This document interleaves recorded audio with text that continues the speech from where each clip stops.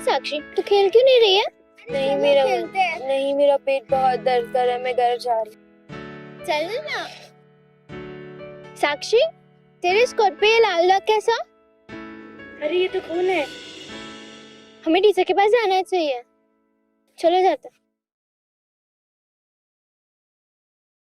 लगता है साक्षी को पीरियड्स आए हैं। हाँ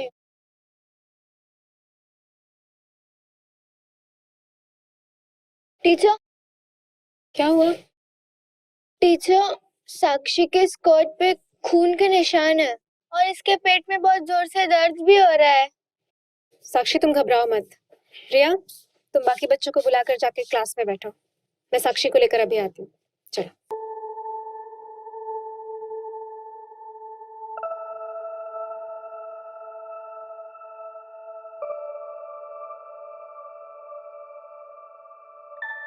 साक्षी अपने हाथ अच्छे से धो लेना, ठीक है? मैं बाहर तुम्हारा इंतजार कर रही हूँ। अच्छा सुनो, अपनी मम्मी का नंबर दे दो मुझे। 9969। अच्छा सुनिए, एक फ्रेश स्कर्ट और एक हीट बैग का इंतजाम कर दीजिए। साक्षी जाओ अपनी सीट पर बैठो।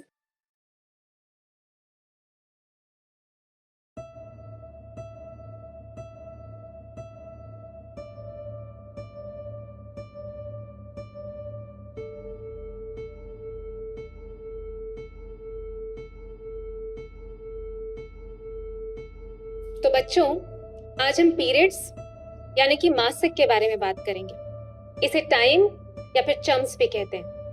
ओके? पर टीचर, ये पीरियड्स क्या होता है? उसके पहले आप लोग मुझे ये बताइए कि हम बड़े कैसे होते हैं। हमारे दिमाग के निचले हिस्से में एक ग्रंथि होती है जिसे पिट्यूटरी ग्लैंड कहते हैं। ये ग्रंथि हमारे शरीर में नए हार्मोन्स बनाती है जिसकी वजह से हम बड़े होते हैं। अब जैसे जैसे हम बड़े होते हैं हमारे शरीर में कई बदलाव आते हैं, जैसे कि लंबा होना, चेहरे पर मुहासे आना, स्तन का बड़ा होना, गुप्त अंगों पर बाल आना, या फिर खिलौनों की जगह दोस्तों का साथ पसंद आना। लेकिन इसका जो सबसे अहम काम होता है वो है हमें जवान बनाना। आमतौर पर हमारे शरीर में ये बदलाव 8 से 13 साल की उम्र में शुरू होते हैं। टीचर, पर पीरियड्स में खून क्यों? हमारे पेट का जो निचला हिस्सा होता है वहां पर यूट्रस यानी कि गर्भाशय होता है। आगे चल करके बच्चा यहीं पर बनता है। और यूट्रस के दोनों तरफ ओवरी यानी कि अंडाशय होते हैं जो हमारे बड़े होने पर फीमेल एग्स को यूट्रस तक पहुंचाते हैं।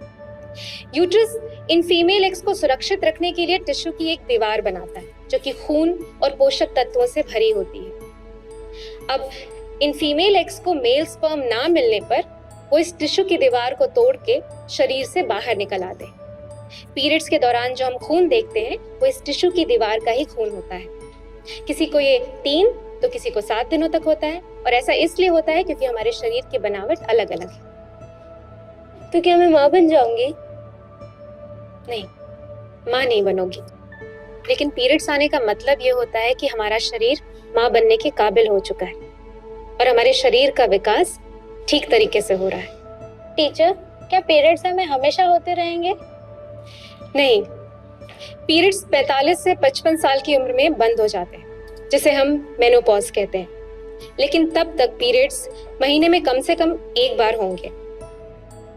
पर टीचर, साक्षी के पेट में दर्द क्यों हो रहा है?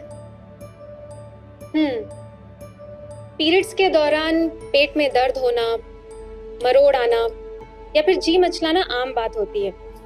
ऐसा इसलिए होता है क्योंकि जो यूट्रस होता है वो अंडों को बाहर निकालने के लिए खुद को दबाता है जिससे हमें दर्द महसूस होता है। ऐसे में हीट बैग या फिर गर्म पानी की बोतल को कपड़े में लपेटकर पेट के निचले हिस्से में लगाने से बहुत आराम मिलता है।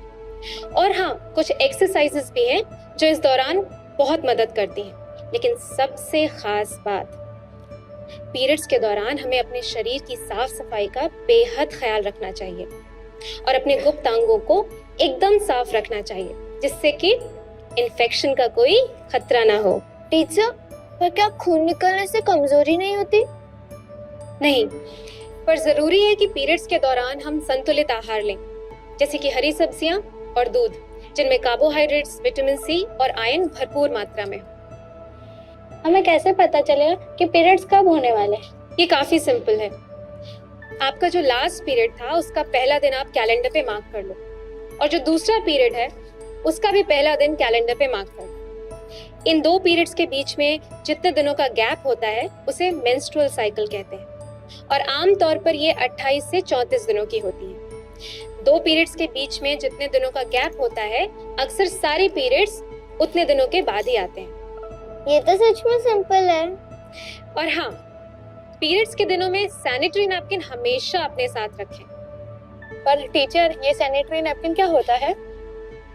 सैनिटरी नैपकिन एक बहुत ही हाइजीनिक शोषक वस्तु है जिसका इस्तेमाल हम पीरियड्स के दिनों में करते हैं। ये खून के बहाव को सोख लेता है और पहने हुए कपड़ों पर दाग नहीं लगने देता।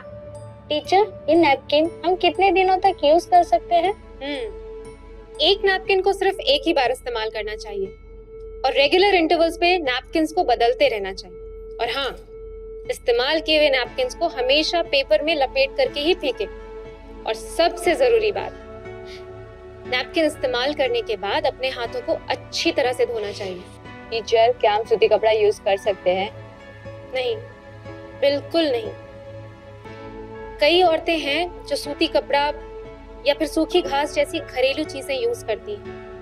ये गलत तो है ही, साथ ही साथ इससे स्वास्थ्य को भी हानि पहुंचती है, और फिर सूती कपड़े को एक जगह फिक्स करके रखना भी मुश्किल होता है। इसलिए हमें सिर्फ और सिर्फ सैनिटरी नैपकिन ही यूज करना चाहिए।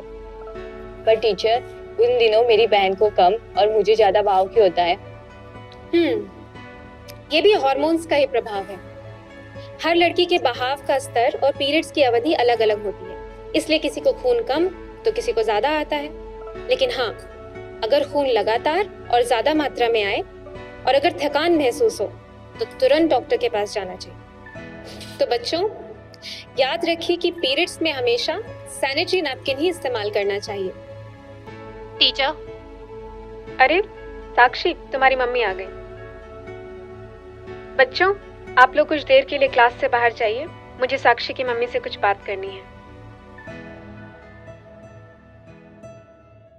दरअसल साक्षी के पीरियड शुरू हुए हैं, इस वजह से वो थोड़ा परेशान है। ओह, अच्छा। मैं उसे जरा बात कर लूं? क्यों नहीं, लेकिन उससे पहले मैं आपसे कुछ ज़रूरी बात करना चाहती हूँ।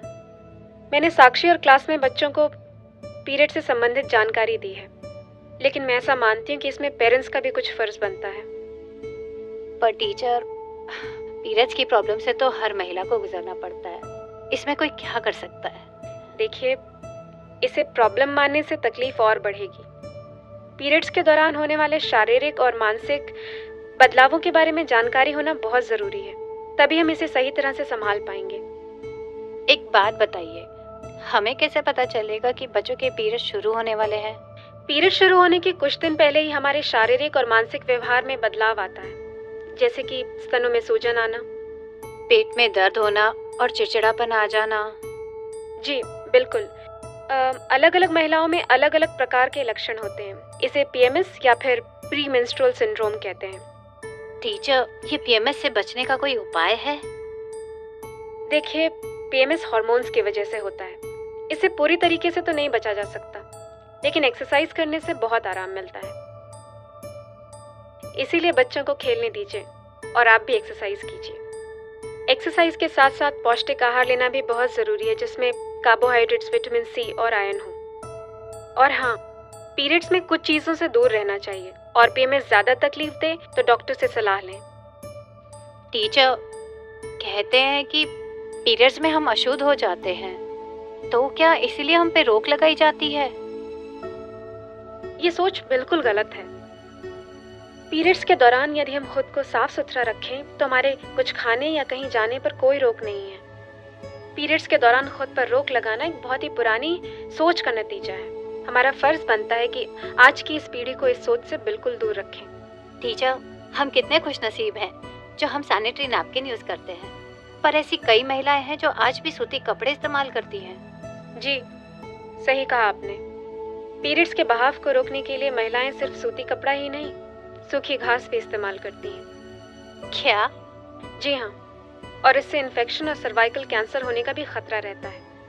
इसीलिए हमें सिर्फ और सिर्फ सैनिटरी नैपकिन्स का ही इस्तेमाल करना चाहिए। पर टीचर, आजकल मार्केट में कितने तरह के सैनिटरी नैपकिन्स आए हैं, समझ में नहीं आता कौन सा इस्तेमाल करें।